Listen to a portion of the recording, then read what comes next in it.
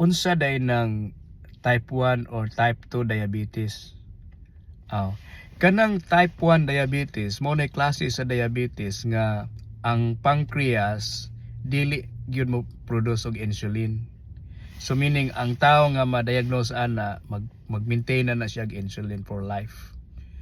Okay, wala naman di naman gyud mo produce og insulin ang iyang pancreas ana.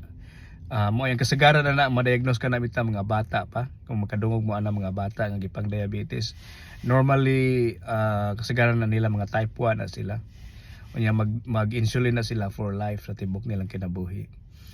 Ang laing term na is insulin dependent diabetes na sila or juvenile diabetes. So mo nang type 1, ang pancreas dili na makaproduce og insulin. Ang type 2 diabetes, ang pancreas makaproduce pa siya og insulin pero wala matarong og gamit sa iyang body. Mo na gitawag ka nagdunay insulin resistance ba? O bisag nagproduce ang pancreas pero walay gamit ba, wala magamit og tarong, mo nang mag high blood sugar ang tao. Unya kasagaran aning type 2 diabetes ko ani sila kanang mag take na sila og mga tablitas sama nang metformin, ingon ana mga type 2 diabetes na sila.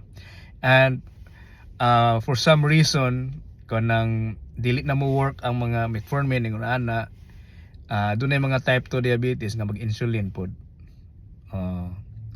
So ang difference na gid ana nila, ang type 1 di nakaproduce og insulin ang pancreas, unya ang type 2 makaproduce pa og insulin pero dili wala kay magamit sa lawas. Yan ay ikatuloan na kanang gitawag gestational diabetes.